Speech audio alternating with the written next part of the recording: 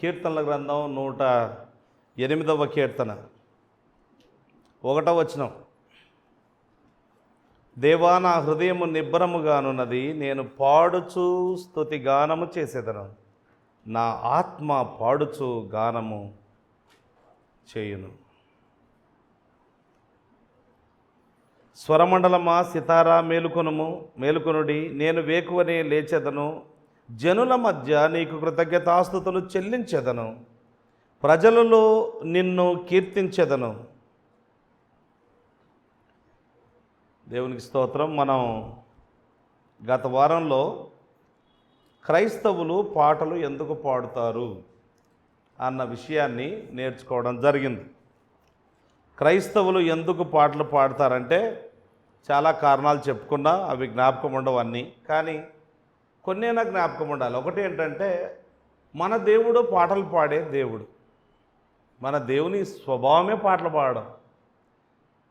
త్రియేక దేవుడు పాటలు పాడుతాడు. తండ్రి అయిన దేవుడు పాడుతాడని చూసాం, కుమారుడైన దేవుడు పాడుతాడని చూసాం, పరిశుద్ధాత్మ దేవుడు పాడుతాడని చూసాం. ఇది ప్రాథమిక సత్యం. మన దేవుడు పాడే దేవుడు కాబట్టి మనం కూడా పాడాలి. మనము దేవుని పోలి నడుచుకోవాలి అని వ్రాయబడింది. కనుక యథా దేవ తథా భక్త సామెత. యథా రాజా తథా ప్రజ ఉంది, దాన్ని మార్చేసాం అంతే. యథా దేవ తథా భక్త అంటే దేవుడు ఎలా ఉంటాడో భక్తుడు అలా ఉండాలి. మన దేవుడు పాటలు పాడే దేవుడైనప్పుడు మనం కూడా పాటలు పాడే ప్రజలంగా ఉండాలి. ఇంకో ప్రాముఖ్యమైన కారణం, మనం ఎందుకు పాటలు పాడతాం అని అంటే, దేవుడు ఆజ్ఞాపించాడు కాబట్టి పాడతాం. ఆజ్ఞాపించాడు. ఎన్నిసార్లు ఉన్నాయండి ఆజ్ఞలు? 50 ఆజ్ఞలు. సుమారు 50 సార్లు లేఖనాల్లో మనము పాడాలి పాడాలి పాడాలి, కీర్తించాలి కీర్తించాలి అని 50 సార్లు ఉంది. అంటే అన్నిసార్లు దేవుడు చెప్పాడు. 1-2 సార్లు, ఒక్కసారి చెప్తే చాలు వాస్తవానికి, కానీ 50 సార్లు చెప్పాడు. అంచేత ఆయన ఆజ్ఞను మీరక, ఆజ్ఞను అనుసరిస్తూ మనము పాటలు పాడుతున్నాము అన్న విషయాన్ని నేర్చుకోవడం జరిగింది.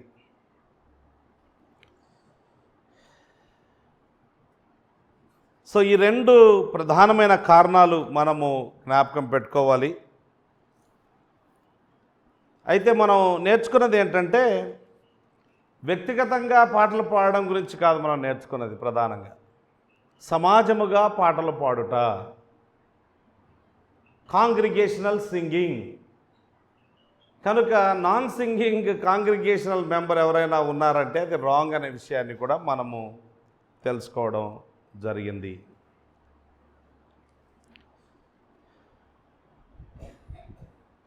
We worship a triune God who sings, and He wants us to be like Him, and therefore we sing praises to Him. సరే, పాటలు పాడితే జరిగే విషయం ఏంటి? What will happen when we Singh? What happens when we Singh? ఈరోజు మనం దాన్ని చూడబోతూ ఉన్నాం. పాటలు పాడినప్పుడు జరగబోయే విషయం లేదా జరిగే విషయం ఏంటి అని అంటే, మొదటి విషయం ఏంటంటే, పాటలు పాడినప్పుడు మనము మాటలు జ్ఞాపకం పెట్టుకోవడానికి పాటలు దోహదపడతాయి. ఇప్పుడు చూడండి, నడిపించు నానావా అనే పాట కావాలని పాడించా ఈరోజు. పాత పాట.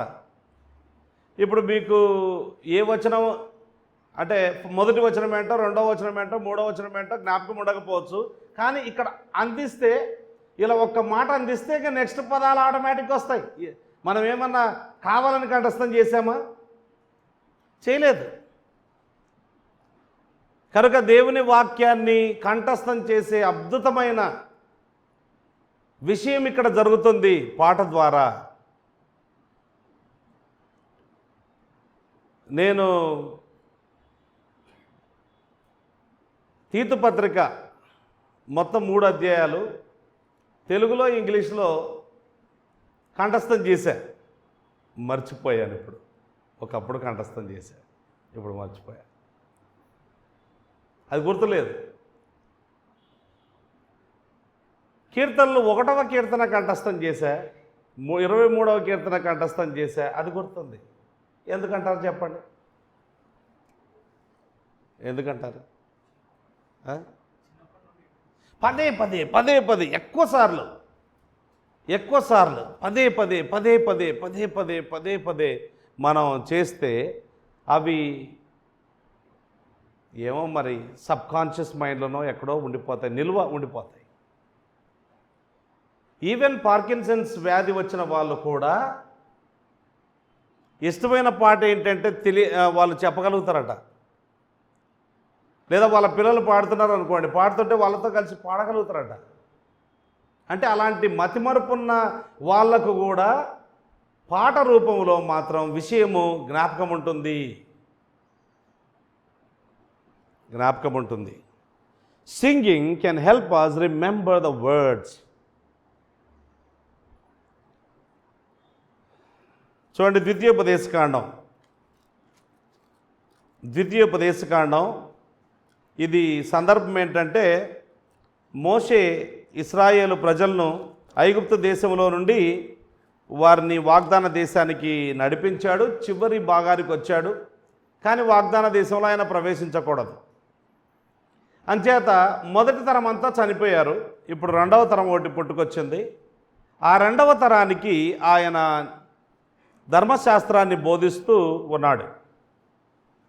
దేవుడు చెప్తున్న విషయం ఏంటంటే, కొన్ని ప్రాముఖ్యమైన విషయాలను కీర్తన రూపంలో పెట్టమని చెప్పాడు. So that they will sing it again and again and again and they will never forget. పాటే వారికి సాక్ష్యంగా ఉంటుంది. పాటను మర్చిపోలేరు, మాటలు మర్చిపోతారు, పాటను మర్చిపోలేరు. ఈరోజు నేను చేసే ప్రసంగం బుధవారం లోపల మీరు ఎంత జాగ్రత్త పరులైనా కనీసం సగం ప్రసంగమైనా మర్చిపోయే అవకాశం ఉంటుంది. కొంతమంది ఈవెన్ 70% మర్చిపోతారంట. మరి అలాగైతే ఎందుకు వినాలి వాక్యం అనుకునేరు. ఏ రోజు ఆ రోజు తినాలి. అయితే కొంత దాన్ని ధ్యానం చేస్తే జ్ఞాపకం ఉంటుంది, ధ్యానం చేయకపోతే జ్ఞాపకం ఉండదు. ఏది కూడా దాని మీద మనసు పెట్టాలా, ధ్యానం చేయాలంటే ధ్యానం అంటే ఏంటి? పదే పదే ఆలోచించాలి, అంతే. ధ్యానం అంటే ఏదో శ్వాస మీద ధ్యాస అనుకునేరు మీరు, అది కాదు.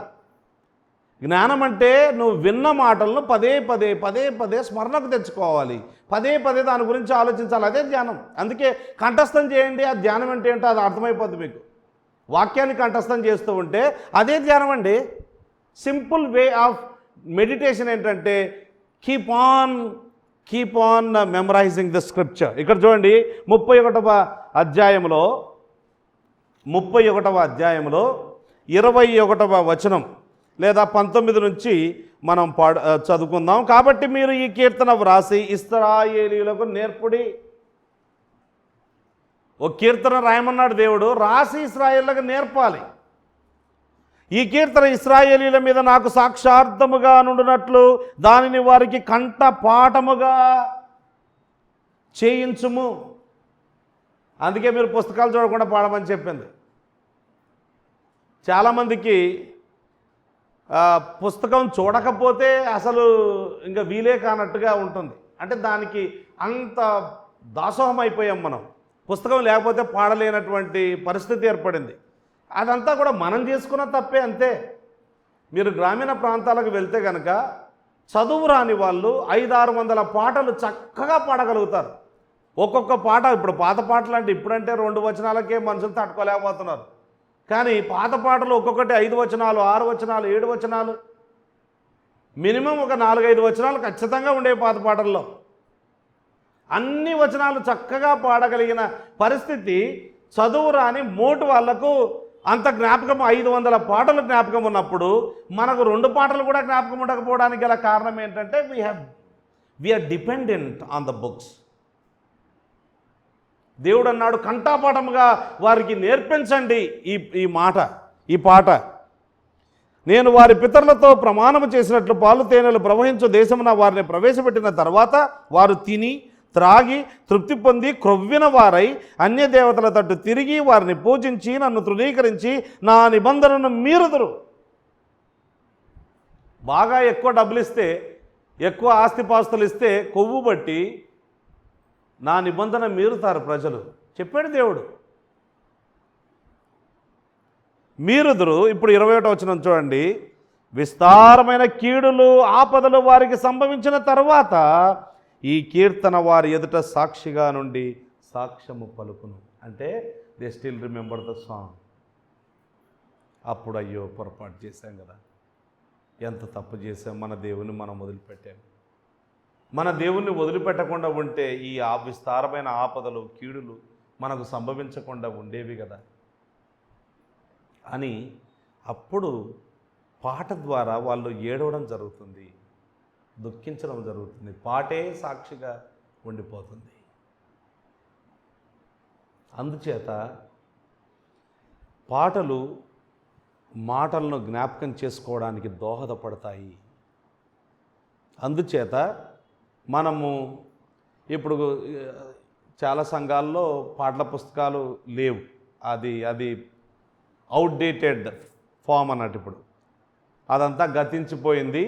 ఏం చేస్తారంటే ఒక పరదా మీద లేదా ఒక గోడ మీద వాటిని పాటల్ని స్క్రీన్ చేస్తారు. అక్కడ అలా చేస్తే అవి చూసుకుంటూ పాడతారు, చూడకుంటే పాడలేరు.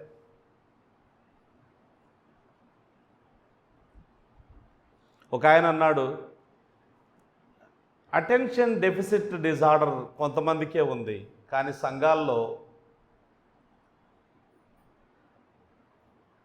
ఆయన అన్నాడు చాలామందికి ఈ స్క్రీన్ డెఫిసిట్ డిజార్డర్ ఉంది అని అన్నాడు. లేకపోతే అంటే పుస్తకాలు, కొంతమంది పుస్తకాల మీద ఆధారపడుతూ ఉంటారు, కొంతమంది కేవలం స్క్రీన్ మీదనే ఆధారపడుతూ ఉంటారు. అలా ఉండకూడదు మనము. కనుక singing can help us remember words. అందులోనూ ఏ పాట అంటే ఆ పాట కాదు, వాస్తవానికి బాగా మెలోడియస్గా ఆ మాటలకు మెలోడీ కలపాలి. ఇప్పుడు చూడండి, నడిపించు నానావా పాడితే ఎంత బాగుంటుంది. ఆత్మార్పణ చేయకయే ఆశించితి నీ చెలిమి అహమును ప్రేమించుచునే అరసితి ప్రభుని కలిమి ఆశ నిరాశాయే ఆవేదనెదురాయే ఆధ్యాత్మికలేమిగని అల్లాడే నావలలు నడిపించు నానావా నడి సాంద్రమున దేవా. నేను సింగర్ కాదు, మామూలు వ్యక్తిని, అంటే మామూలుగా పాడగలిగిన వ్యక్తిని. ఇలా సంఘమంతా మనస్ఫూర్తిగా పాడారనుకోండి, ఎంత రమ్యంగా ఉంటుందో తెలుసా అండి. చాలా బ్యూటిఫుల్గా ఉంటుంది. మంచి మాటలకు మంచి మెలోడీ కలపాలి.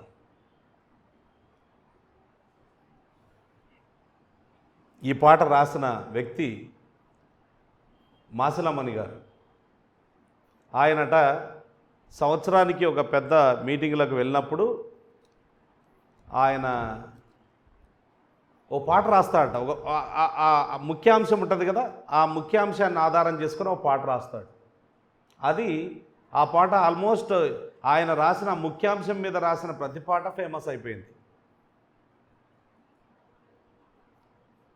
లూకాసు వార్త 5వ అధ్యాయం, దాని నేపథ్యం బ్యాక్గ్రౌండ్ ఏంటి అంటే లూకాసు వార్త 5వ అధ్యాయం. అక్కడ పేతురు ఆయనతో పాటు ఉన్న వాళ్ళు రాత్రంతా ప్రయాసపడ్డారు. ఒక్క చేప దొరకలేదండి. విచిత్రం, ఒక్క చేపన దొరకాలి కదా, ఒక్క చేప దొరకలేదు. ఉదయకాలంలో నిరాశతో నిస్పృహతో వాళ్ళు వలలు బాగు చేసుకుంటూ ఉంటే యేసుప్రభు వచ్చాడు. వచ్చి సీమోను నీ దోణి తీ అన్నాడు. సీమోను నీ దోణిలో నేను ఎక్కుతాను, లోతుకు నడిపించు అన్నాడు. లోతుకు నడిపించాడు. నీ వల తీసుకో అన్నాడు. తీసుకున్నాడు. ఆయన ఇలా విసురన్నాడు. అలా విసిరాడు. విస్తారమైన చేపలు రావడం జరిగింది. ఒక్కడు లాగలేక వల పిగిలిపోతుందంట. దీన్ని ఇప్పుడు కొంతమంది దుర్బోధకులు నెట్ బ్రేకింగ్ బ్లెస్సింగ్ అని ప్రతిదానికి ఏదో ఒకటి ఇలాంటివి దొరుకుతాయి. Net breaking blessing. సో ఆ విధంగా అంటే దేన్నైనా కానీ డబ్బు దగ్గర తీసుకెళ్తారు అల్టిమేట్గా. దేన్నైనా ఆరోగ్యం దగ్గర తీసుకెళ్తారు అల్టిమేట్గా. అరే డబ్బు ఆరోగ్యం ఈరోజు ఉంటాయి, రేపు పోతాయి. కానీ ఆధ్యాత్మిక జీవితం నిరంతరం ఉంటుంది. పరలోకంలో నీ కొరకు శ్రేష్టమైన జీవితాన్ని సంపాదించుకుంటున్నావు. అది పట్టించుకోవట్లేదు చాలామంది. నెట్ బ్రేకింగ్ బ్లెస్సింగ్ అని అంటూ ఉన్నారు. అంటే అలా యేసుప్రభు మాటలు వింటే, ఆయన మాటలు వినకుండా నీ సొంత ప్రయత్నాలు చేస్తే ఏమీ జరగదు. కానీ ఆయన మాటలు వింటే కనుక, ఆయన చిత్తానుసారంగా చేస్తే నీ జీవితంలో గొప్ప ఆశీర్వాదాన్ని చూస్తావు. అది మెయిన్ పాయింట్. దాన్ని ఆధారం చేసుకొని రాశాడు ఈ పాట. నడిపించు నా నావా నడి సంద్రమున దేవ, నవజీవన మార్గమున నా జన్మ తరింప అని అన్నాడు. ఒక్కొక్క ఆ పాటలో ఎలా ఉంటుందంటే ఈవెన్ కవిత్వం చాలా అద్భుతంగా ఉంటుంది. నేనేం కవిని కాదు కానీ బట్ ఊరికే చూస్తే ఎవరికైనా మనలాంటి నార్మల్ వ్యక్తులకు కూడా అర్థమైంది. ఇప్పుడు ఆత్మార్పణ చేయక పాడాం కదా. మొదటి వచనం ఏంటి? నా జీవిత తీరమున, నా జీవిత తీరమున నాపజయ అంత నాతోనే స్టార్ట్ అవుతాయి ప్రతి వరుస. నాపజయ భారమున, అక్కడ నా నలిగిన నా హృదయమును నడిపించుములోతునకు, నా ఆత్మ విరబూయా నా దీక్ష ఫలింప, నా నావలో కాలిడుము, నా సేవ చేకొనుము. అంత లాస్ట్ వచనం ఏంటి? ప్రభు యేసుని శిష్యుడనై ప్రభు ప్రేమలో పాదుకొని ప్రకటింతును లోకములో పరిశుద్ధుని ప్రేమ కథ, పరమాత్మ ప్రోక్షణతో పరిపూర్ణ సమర్పణతో ప్రాణంబును ప్రభు కొరకు పానార్పణము చేతు. ఈ పాటను ఇప్పుడు కొన్ని పాటలతో పోల్చి చూడండి. మంచి రాగం ఉండొచ్చు. వేసారిన మనసే ఊగెలే, చేజారిన బ్రతుకే మాయ, సంథింగ్ లైక్ దట్.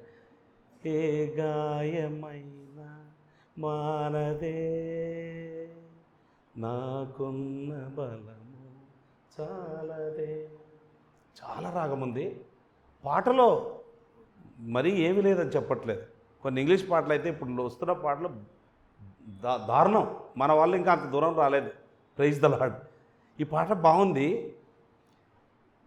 బట్ ఇది గుర్తుపెట్టుకునే దానికంటే కొంతకాలం ఉంటుంది ఈ పాట. But it will not be అలాగా నిరంతరం ఉండిపోదు. పరిశుద్ధ పరిశుద్ధ పరిశుద్ధ ప్రభువా, దానికి ముగింపు ఉందా? లేదు, ఉండదు. కొన్ని పాటలకు అలా ఉండదు. అంటే కొన్ని పాటలు కొంతకాలమే ఉండిపోతాయి, ఆ తర్వాత మర్చిపోతారు. కొంతకాలం మిగతా పాటలు అలాగే ఉండిపోతాయి అంతే. పదే పదే పాడడం వల్ల దానిలో ఉన్న మాటలను బట్టి పదే పదే పాడడం జరుగుతుంది. అది చాలా దీవెనకరంగా ఉంటుంది. కనుక ఈవెన్ పాటలు రాసేవాళ్ళు కూడా మంచిగా రాయాలి, ఒక థీమ్తో రాయాలి, ఒక మంచి అంటే వాక్యాన్ని నేర్పించేటట్టుగా. ఇక్కడ చెప్తూ ఉన్నాడు దేవుడు, చాలా స్పష్టంగా చెబుతూ ఉన్నాడు. కాబట్టి మీరు ఈ కీర్తన వ్రాసి ఇశ్రాయేలీయులకు నేర్పండి. ఈ కీర్తన ఇశ్రాయేలీయుల మీద నాకు సాక్షాత్ముగా ఉన్నట్లు దానిని వారికి కంఠాపాఠముగా చేయించుము అని వ్రాయబడింది. కనుక వెన్ యూ సింగ్ సాంగ్స్, మంచి మాటలు మాత్రమే కాదు, మెలోడీ కూడా దృష్టిలో పెట్టుకోవాలి. మెలోడీ ఉన్నదాన్ని మర్చిపోవడం అంత తేలిక కాదు. మెలోడీ లేకపోతే కష్టమే, కానీ మెలోడీ ఉన్న వాటిని మర్చిపోవడం తేలిక కాదు.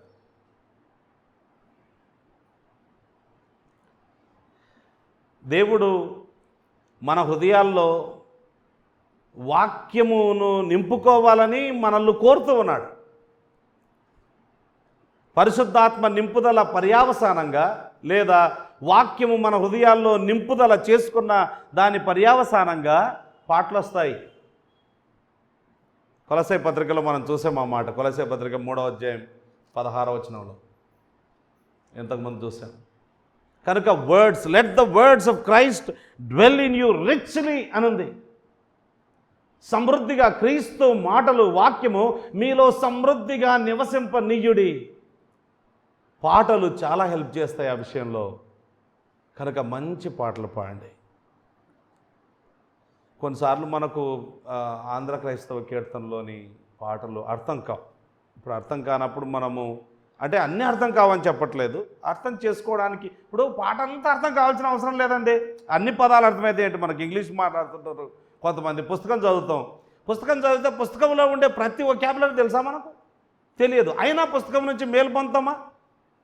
అంటే ఏదైతే తెలుసో దాంట్లో నుంచి మేలు పొందుతాం. అలా చూడాలి పాటలు చూసినప్పుడు మనం. ఇప్పుడు యెహోవా నా మొరలు ఆలించెను అనే దాంట్లో కొన్ని మనకు బాగా అర్థమయ్యేటివి ఉన్నాయి, కొన్ని అర్థం కాని విషయాలు ఉంటాయి. అంటే అంత పాండిత్యం లేదు మనకు. కనుక పాట పాడేయద్దు.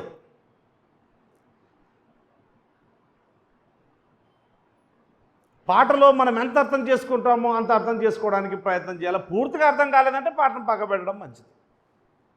సియోను గీతాల్లో పాటలు చాలా సరళంగా ఉంటాయి. ఇప్పుడు ఉదాహరణకు, రుచి చూచి ఎరిగి తిని యెహోవా ఉత్తముడనియు, రక్షకునాశ్రయించి నే ధన్యుడనైతిని.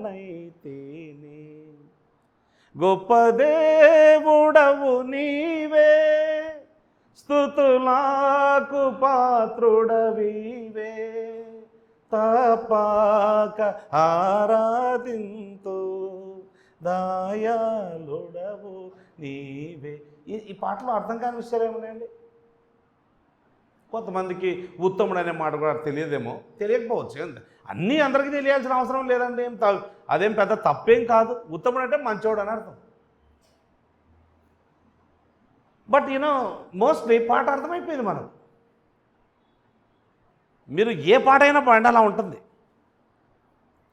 యేసు ప్రభువును స్తుతించుట ఎంతో ఎంతో మంచిది, మహోన్నతుడా నీ నామమును స్తుతించుట ఏ బహు మంచిది. ఇందులో అర్థం కానిదే ఉంది, అర్థమవుతాయి. యేసన్న గారి పాటలు ఉన్నాయి, చాలా తేలిగ్గా అర్థమవుతాయి. కొన్నింటిని మనము కొంత బ్యాక్గ్రౌండ్ కూడా నేర్పించాలి. అంటే ఇక్కడ పాట నడిపించేవారు నేర్పించాలి. ఉదాహరణకు, సియోను శిఖరాగ్రము నీ సింహాసనమాయన, సియోనులో నిన్ను చూడాలని ఆశతో ఉన్నాను నా యేసయ్యా.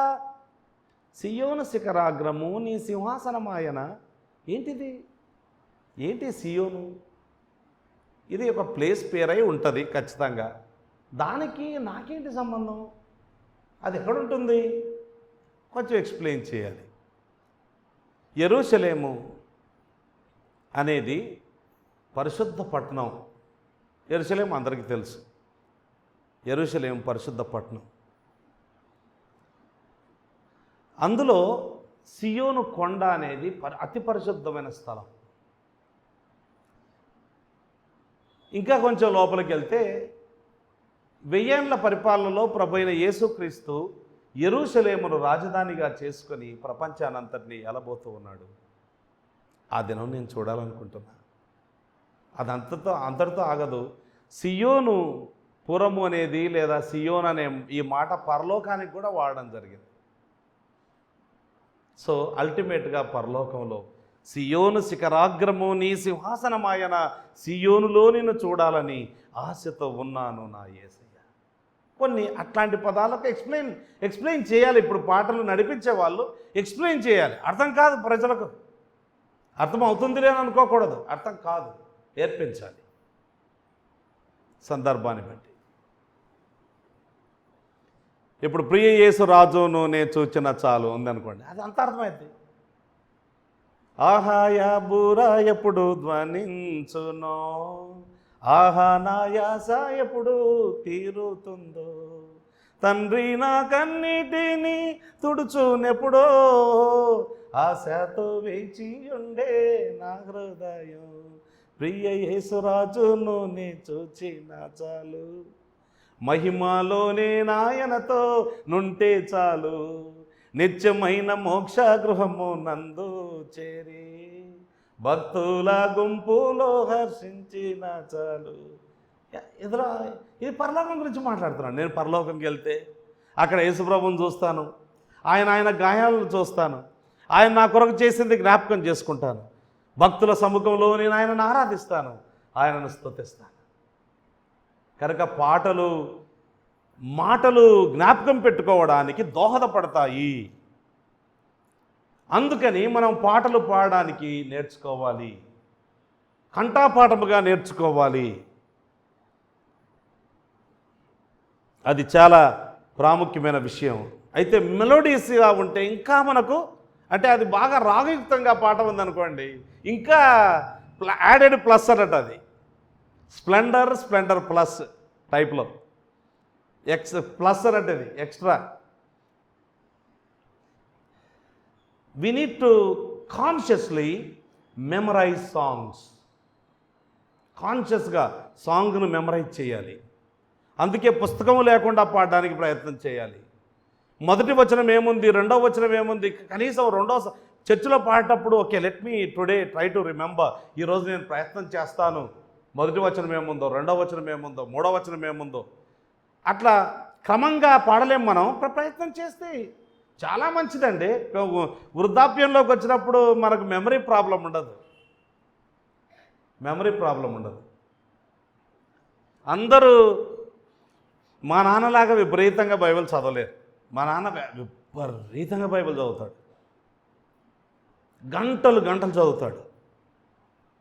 ఇట్లా నోరు తెరిస్తే బైబిల్ మాటలే ఆయనకు వచనాలు ఇట్లా వచ్చేస్తాయి, అంతే గలగల వచ్చేస్తాయి.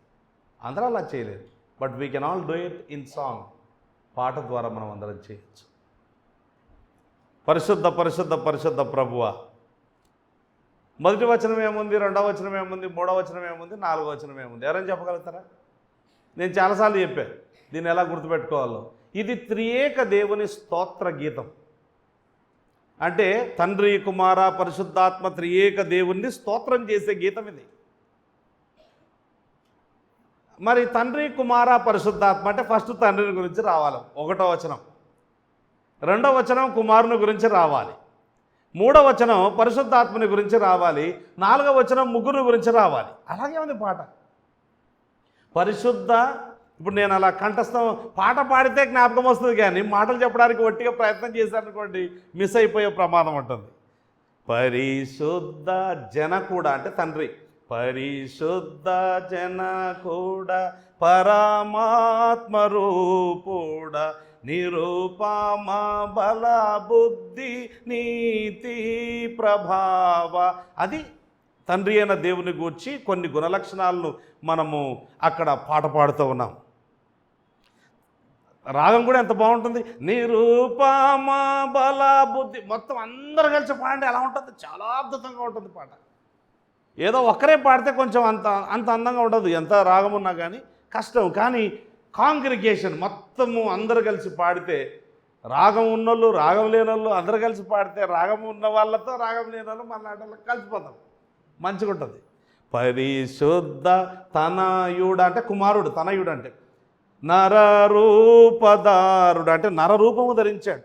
నరులను రక్షించు కరుణా సముద్ర, కరుణామయుడి సినిమా పేరు, ఓకే, కరుణా సముద్రం అంతా కరుణ కలిగిన వాడు. మళ్ళీ 3rd వన్, పరిశుద్ధ మగునాత్మ వరమూలిడు నాత్మ. ఆత్మవరములు ఇచ్చేది పరిశుద్ధాత్మ దేవుడు. మొదటి కొరింథీ పత్రిక 12వ అధ్యాయం 11వ వచనం, ఆత్మ ఎక్కడే తాను తన చిత్తానుసారముగా ప్రతి ఒక్కరికి వరములను పంచిపెట్టుచున్నాడు అని వ్రాయబడింది.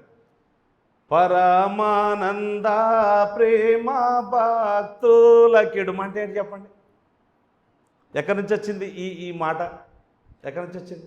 ఆత్మఫలమేమనగా ప్రేమ, సంతోషము, సమాధానం. ఇక పరమానంద ప్రేమ, ఆనంద ప్రేమ, పరమానంద ప్రేమ భక్తుల కిడుమ. He produces the fruit of the spirit in the believers.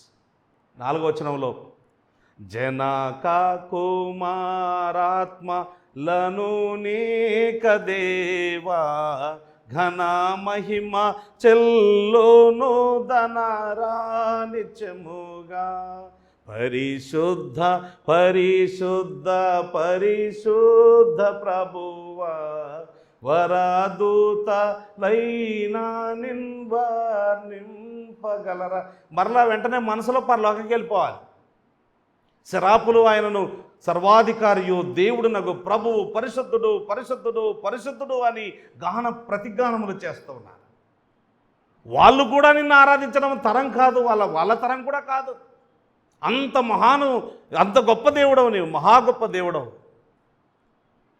అని ఆ పాట. సో ఎంత తేలిగ్గా గుర్తుండిపోయింది పాట మొత్తం. We can sing without notes. మనం నోట్స్ చూడకుండా పాడచ్చు. కనుక seek to memorise the songs. మనసు పెట్టి పాటలను కంఠస్థం చేయడం నేర్చుకోవాలి. దేవుడే చెప్పాడు, కంఠాపాఠముగా నేర్పండి వాళ్ళకని. కనుక what happens when we sing? We remember the words of God. దేవుని మాటలు జ్ఞాపకం చేసుకుంటాం. Number 2, what happens when we sing? We connect to God emotionally.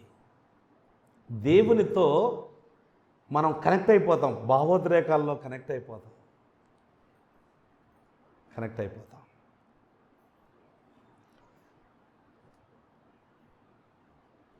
సౌలుకు దయ్యం పట్టినప్పుడల్లా దావీదు వాయించుకుంటూ పాట పాడుతుంటే ఆయన అంటే ఆ ఎమోషనల్గా హీ గెట్స్ హీలింగ్. మత్తయి సువార్త 11వ అధ్యాయం చూద్దాం, చూడండి. మత్తయి సువార్త 11:17. మీకు పిల్లన గ్రోవి ఊదితిమి అంటే మ్యూజికల్ ఇన్స్ట్రుమెంట్, అవునా కాదా? పిల్లన గ్రోవి మ్యూజికల్ ఇన్స్ట్రుమెంట్ చాలా బ్యూటిఫుల్. అసలు పిల్లన గ్రోవి ఆ వాయిస్ వింటేనే చాలా మంచిగా అనిపిస్తుంది. మేము మీకు పిల్లన గ్రోవి ఊదితిమి కానీ మీరు నాట్యం ఆడరైతురి అంటే పిల్లన గ్రోవి ఊదితే నాట్యం ఆడాలి. You will be emotionally charged.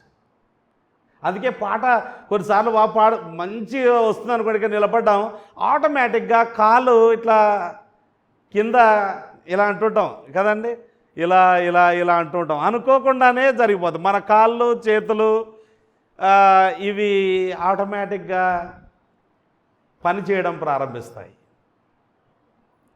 Emotionally we connect with God when you sing songs. ఈ వచనాలను బట్టి మనం అది తెలుసుకుంటాం. ప్రలాపించితిమి కానీ మీరు రొమ్ము కొట్టుకొననైతది. నార్మల్గా ఎవరింట్లోనైనా చావు సంభవిస్తే, ముఖ్యంగా యవనస్తులు చనిపోయారు అనుకోండి, మంచోడు చనిపోయారు అనుకోండి, మంచి వాళ్ళు చనిపోతే ఆ ఇంట్లో వాళ్ళ ఏడుపు చూసి నువ్వు బంధువు కాకపోయినా నీ హృదయం కూడా ద్రవిస్తుంది. కొంతమంది ఏడుస్తారు, కొంతమంది బయటకు చూపించరు కానీ బట్ వెంటనే కన్నీళ్ళు గారుతాయి వాళ్ళకు కూడా. ఆ ప్రలాపం చూచి వీళ్ళు కూడా స్పందించడం జరుగుతుంది. కనుక మనం ఏమి నేర్చుకుంటున్నామంటే ఈ వచనంలో నుండి మనం నేర్చుకునేది ఏంటంటే when we sing we connect to God. నజరేయుడా నా యేసయ్య పాడుతుంటే ఎంత బాగుంటుంది, చాలా మంచిగా అనిపిస్తుంది. ప్రియయేసు రాజును నేను చూచిన చాలు, పరలోకం గురించి ఆలోచిస్తే ఎంత బాగుంటుంది. పరలోకము నా దేశము పాడితే ఎంత బాగుంటుంది. ఎంతో అందమైనది పరలోకము, అసమానమైనది నా దేశము. దట్స్ నా జన్మభూమి, నా దేశం. పాట పాడుతూ ఉంటే పాటలో కనెక్ట్ అవుతాం, మనం దేవునితో కనెక్ట్ అవుతాం. దేవుణ్ణి గూర్చి తెలుసుకోవాలి. నంబర్ 1, దేవుణ్ణే తెలుసుకోవాలి. నంబర్ 2, ఇంగ్లీష్లో ఏమంటారంటే there is a difference between knowing about God and knowing God. దేవుణ్ణి గూర్చి తెలుసుకోవడం అంటే సమాచారాన్ని సేకరించడం. ఇప్పుడు సమాచారం ఇట్లా బుర్రలో సేకరించబడిన సమాచారము జానడి బెత్త దిగి గుండెలోకి రావాలి. అంటే నువ్వు అనుభవపూర్వకంగా దేవుణ్ణి తెలుసుకోవాలి. How do you do that? It is through the song that you get connected to God. పాటలు అంత ప్రభావవంతమైనవి. మీకు ఇష్టమైన పాట, ఆ పాట పాడితే అసలు మీరు దేవునితో చాలా సమీపంగా ఉన్నట్లు, దేవుడు మీకు సమీపంగా ఉన్నట్లు అనిపించే పాటను మీరు ఆలోచించండి. మనము ఐహిక విచారము, ధనమోసంలో ఉండిపోతే వాక్యం పనిచేయదని యేసుప్రభువే చెప్పాడు. ఎందుకు చాలామందిలో క్రైస్తవుల్లో వాక్యం పనిచేయడం లేదంటే ఎప్పుడూ ఐహిక విచారమే, ఎప్పుడూ ధనమోసమే. The cares of this world and the deceitfulness of riches choke the word. Time తీసుకొని ఆలోచిస్తే కదండి దేవుని వాక్యం పనిచేసేది. అసలు దేవునితో కనెక్షన్లో ఉన్నామో మనం ఫస్ట్ ఆలోచిస్తే దేవునితో కనెక్షన్లో ఉన్నాము. Do you know God experientially? అనుభవపూర్వకంగా నీవు ఆయనను ఎరుగుదువా? ఆయనను గూర్చి తెలుసు, దేవుడు పరిశుద్ధుడు, దేవుడు నీతిమంతుడు, దేవుడు న్యాయవంతుడు, మేబీ రెఫరెన్స్లు కూడా ఇవ్వగలుగుతారేమో. But do you know God experientially? Did you experience that? అలా ఎక్స్పీరియన్స్ కావాలి అని అంటే సాంగ్ చాలా దోహదపడుతుంది. కనుక when we sing we get connected to God. And our hearts are filled with thanksgiving. చూడండి ఆ మాట కొలస్సే పత్రిక 3:16లో మనము దేవుని వాక్యం చేత మన హృదయాన్ని నింపుకుంటే ఏమైంది? కృతజ్ఞతాస్తుతులు చెల్లిస్తాం. అంటే థ్యాంక్స్ రావట్లేదండి, థ్యాంక్స్ దేవునికి అని అంటే because you are not thinking about him. Sing songs, కృతజ్ఞత వస్తుంది. ఆ ఎమోషనల్ బాండ్ అనేది మనకు పాట ద్వారా చాలా వచ్చే అవకాశం ఉంది. Emotional bond. అందుకే పాటలు పాడేటప్పుడు కొన్నిసార్లు నిజంగా మంచిగా పాడితే స్టాప్ చేయకుండా పాడితే బాగుంటుందేమో అనిపిస్తుంది. ఇంకో పాట పాడితే బాగుంటుందేమో, ఇంకోటి పాడితే బాగుంటుంది, దీని మించిన పాట పాడితే బాగుంటుందేమో అని అనిపించదా? అనిపిస్తుంది. That's how we feel. కనుక దేవునితో కనెక్ట్ కావడానికి పాటలు పాడాలి. వ్యక్తిగతంగా పాడుకోండి, కుటుంబాలుగా పాడుకోండి. కానీ we're talking about here congregational singing. పూర్వకాలంలో దేవుడు ప్రత్యక్షపు గుడారంలో తన సన్నిధిని ఉంచేవాడు. ఆ తర్వాత సొలొమోను దేవాలయం కట్టాడు, ఆ దేవాలయంలో తన సన్నిధిని ఉంచేవాడు. ఇప్పుడైతే దేవుని ప్రజలు ఎక్కడ సంఘముగా గ్యాదర్ అవుతారో, అది చెట్టు కింద కావచ్చు, అదొక ఇలాంటి భవనంలో కావచ్చు, గుడిసెలో కావచ్చు, నదీ తీరాన ఇసుక తిన్నెల మీద కావచ్చు, ఎక్కడ గ్యాదర్ అయినా కానీ the presence of God is there. Church is the household of God. గుర్తుపెట్టుకోవాలి, church is the household of God. Meaning it is where God dwells.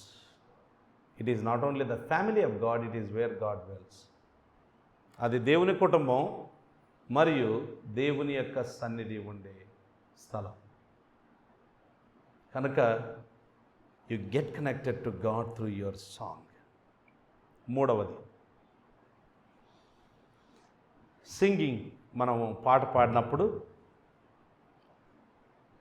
అందరం కలిసి పాడతాం, అంతే కదండి. మ్యూజిక్ కూడా పాటకు అనుకూలంగానే ఉంటుంది. వాళ్ళు వేరే మ్యూజిక్ కొట్టారనుకోండి, రాంగ్ అయిపోద్ది అది. అంటే దెర్ ఈజ్ అ యూనిటీ, ఒక యూనిటీ అనేది ఉంటుంది పాటలో. అందరూ కలిసి పాడేటప్పుడు ఒక యూనిటీ ఉంటుంది, ఒక ఐక్యత ఉంటుంది. And so when you sing songs, what happens is you can demonstrate and express your unity in the Lord. మేమందరం కూడా క్రీస్తులో ఏకమై ఉన్నాము అని మన మధ్యలో ఉండే ఐక్యతను మనము బయలుపరుస్తున్నాం. పాట పాడేటప్పుడు అది జరుగుతుంది. ఇది కూడా స్పిరిచువల్ ఎక్స్పీరియన్స్, గుర్తుపెట్టుకోవాలి. ఇది spiritual experience. It's a part of our fellowship. You don't sing alone, you sing along with God's people. ఇంట్లో పాడుకుంటావు, అది వేరే సంగతి.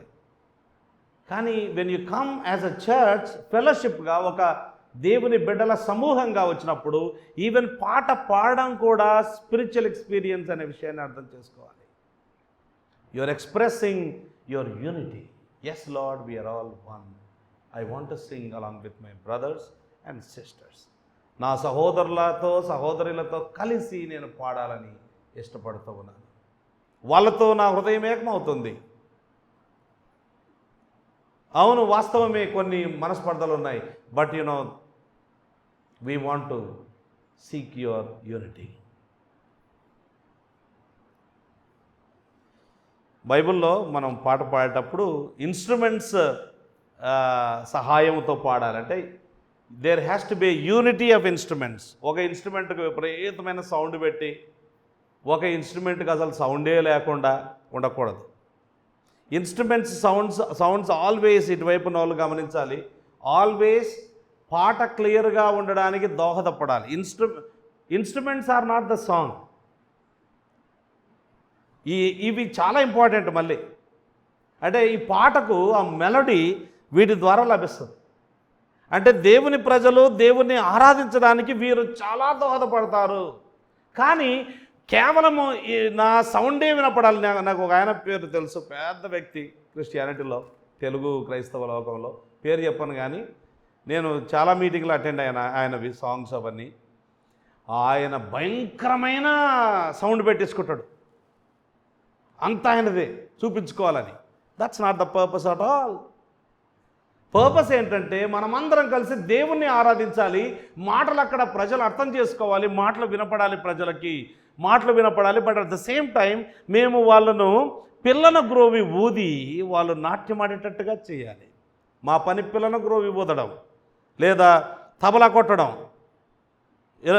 లేకపోతే ఈ క్యాషువల్ ప్లే చేయడం, వాటెవర్, గిటార్ ప్లే చేయడం, అక్కడ ఉండే ప్యాడ్స్ ప్లే చేయడం, వాటెవర్, ఏదైనా కావచ్చు. కొంతమంది కొన్ని సంఘాల్లో నేను చూసా, ఊరికే పిల్లలు నేర్చుకోవాలని ఈ ఏమంటారు అది, గిలక, కంజర ఇస్తున్నారు. గందరగోళం, అబ్బా తలనొప్పి. చర్చికి వెళ్తే నాకు రియల్గా పిల్లలు ఎట్లా కొడుతున్నారు, అట్లా కొట్టకూడదు, నేర్పించాలి. గట్టిగా కొట్టకూడదు. చప్పట్లు కూడా స్టాప్ చేశాను నేను, అవునా కదా? గట్టిగా అట్లా ఏమో చేయరు భయంకరంగా, అట్లా అంటే ఉద్రేకం ఎక్కువైంది. కానీ నీ చప్పట్లు ఎక్కువగా వినపడకూడదు. కరెక్ట్గా ఆ పాట ఎక్కువ వినపడాలి, చప్పట్లు. ప్రతి మ్యూజికల్ ఇన్స్ట్రుమెంట్ వినపడాలి. వాస్తవానికి ప్రతి మ్యూజికల్ ఇన్స్ట్రుమెంట్కు ఓ స్థానం ఉంది. చిన్నదానికి కూడా ఒక స్థానం ఉంటుంది. కొన్ని ఇట్లా లోపల గింజలు ఉంటాయి అని సౌండ్ వస్తుంటుంది, వాటికి కూడా స్థానం ఉంది. అప్పుడప్పుడు గంట కొడుతుంటారు, జస్ట్ ఒకటి ఇట్లా గంట పెట్టుకొని గంట కొడుతుంటారు ఇట్లా, అది దానికో స్థానం ఉంది. కనుక కీర్తన గ్రంథం చూద్దాం, చూడండి. 33వ కీర్తన గ్రంథం 33:2-3. సితారతో యెహోవాను స్తుతించుడు. యెహోవాను స్తుతించాలి. అయితే సితారతో స్తుతించండి, 10 తంతుల స్వరమండలముతో ఆయనను కీర్తించుడి. ఆయనను గూర్చి నూతన కీర్తన పాడి ఉత్సాహధ్వనితో ఇంపుగా ఏమన్నదండి, ఇంపుగా వాయించుడి. ఇంపుగా వాయించండి, గందరగోళం చేయకండి. Don't create unnecessary noise. ఇంపుగా వాయించాలి, ఇంపుగా. సినిమా పాటల్లో ఎక్కడైనా అన్నెసరీ అంటే వాళ్ళు కొన్ని పాటలు అట్లాంటివి ఉంటాయి, అవి తప్ప మిగతాయి చూస్తే కనుక ఎంత క్లారిటీ ఉంటుంది. ఎవరెంత వాయించాలో అంతే వాయిస్తారు, ఒప్పుకోరు వేరే వాళ్ళు ఇష్టపడినట్టుగా వాయించడానికి. క్రిస్టియానిటీలో ఏంటంటే ఏమన్నా అనుకుంటారేమో అని ఏమన్నారు. ఇక్కడ సెల్ఫ్ ప్రొజెక్షన్ అనేది ఏం లేదు, గాడ్ ప్రొజెక్షన్ ఇక్కడ. అంటే నన్ను నేను ప్రదర్శించుకోవడానికి మైకులు కూడా కొంతమంది సౌండ్ ఎక్కువ పెట్టుకుంటారు, కొంతమందికి సౌండ్ తక్కువ చేస్తారు. తప్పది. ఒకవేళ మాట్లాడే వ్యక్తికి సౌండ్ ఎక్కువ ఉండడం మంచిది. బై ద వే, ఆరాధన చేస్తూ ఉన్నప్పుడు కొన్నిసార్లు ఇక్కడ ఉండి మాట్లాడుతుంటాం, మాట్లాడేటప్పుడు ఇవి సౌండ్ తగ్గియాలి.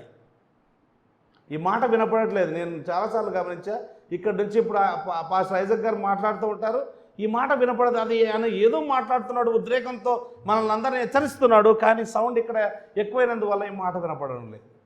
కనుక అక్కడ దీన్ని కంట్రోల్ చేసే వాళ్ళు కూడా ఎవరికి ఎక్కువ పెట్టాలి, ఎవరికి తక్కువ పెట్టాలి.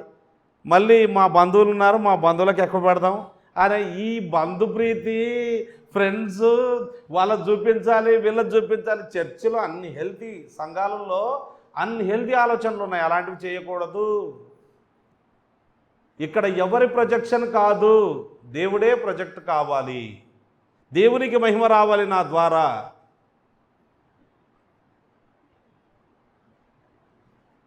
కనుక సాంగ్స్ పాడేటప్పుడు ఇప్పుడు 10 మంది నిలబడతారు అనుకోండి, 10 ఉండవు ఇవి.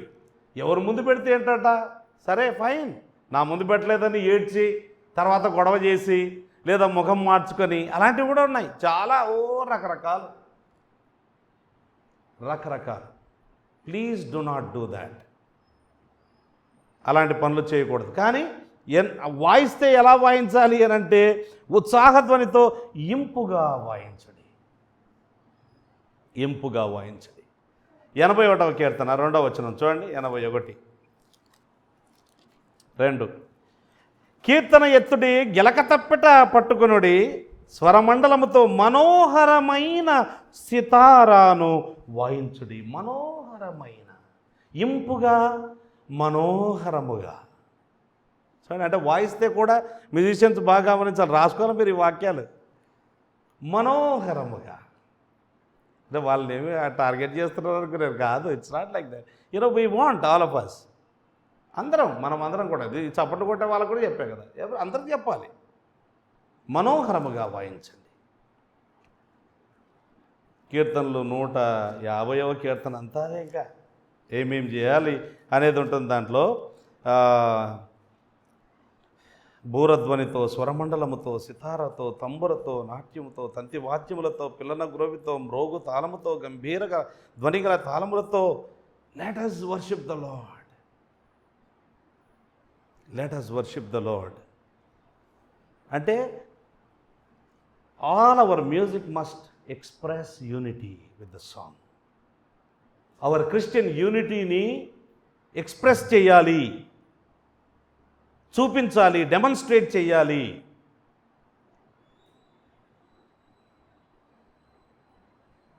ఇన్ఫ్యాక్ట్ మనల్ని కలిపేది, మనల్ని ఐక్యపరిచేది మ్యూజిక్ కాదు, మళ్ళీ గుర్తుపెట్టుకోవాలి. ఇట్ ఈస్ ద గాస్పుల్, సువార్త సత్యాలు. మనం ఒకప్పుడు పాపులమై ఉంటిమి, పరిశుద్ధుడైన దేవుడు తన పరిశుద్ధతకు భంగం కలిగింది, నీతిమంతుడు న్యాయవంతుడు కాబట్టి శిక్షించాల్సి వచ్చింది.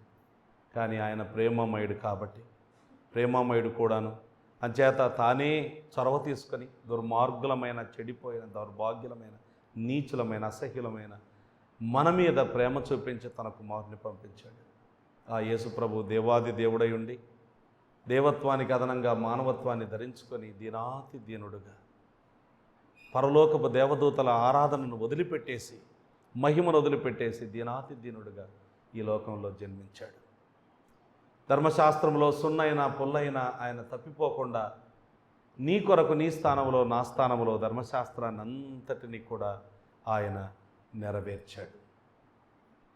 ఆయన అకౌంట్లో నీతి ఉంది. ఆయన వచ్చిందే మన కొరకు చనిపోవడానికి. ఒకానొక రోజున ఆయనే సిలువకు వెళ్ళాడు. ఆ సిలువలో నీ స్థానంలో, నీ బదులు మనిషిగా, నీ కోసం, నా కోసం ఆయన తన ప్రాణం పెట్టాడు. నీకు రావాల్సిన శిక్షనంతటిని ఆయన భరించాడు. మనం తప్పిదం చేసాం, ఆయన మన స్థానంలో మూల్యం చెల్లించాడు. ఆయన యందు మనం పాపులమని ఒప్పుకొని ఆ పాపములను విడిచిపెడతానని ఆయనతో చెప్పి ఆ పాపముల విషయమై పశ్చాత్తాపడి ఆయన యందు విశ్వాసం ఉంచితే తండ్రి అయిన దేవుడు యేసుప్రభులో ఉండే లోపము లేని నీతిని తీసి మన అకౌంట్లోకి ట్రాన్స్ఫర్ చేశాడు. మన పాపాన్ని ఆయన అకౌంట్లోకి, ఆయన నీతిని మన అకౌంట్లోకి. ఇప్పుడు మనము లోపము లేని నీతిమంతులముగా తీర్చబడ్డాం. పరలోకానికి వెళ్ళడానికి అదే కారణం, దేవుని చేత అంగీకరించబడడానికి అదే కారణం, ఆయనను అబ్బా తండ్రి అని మొరపెట్టడానికి అదే కారణం.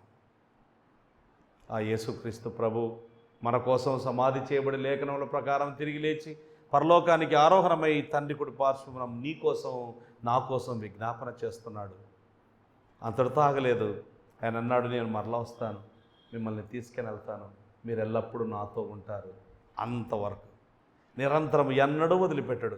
ఇవి సువార్త సత్యాలు. ఈ సత్యాలు మనల్ని యునైట్ చేస్తున్నాయి, మ్యూజిక్ కాదు. గుర్తుపెట్టుకోవాలి. Music is important, but it is the gospel that unites us. అందుకే ఈ గాస్పుల్ పాటలో ఉండాలి.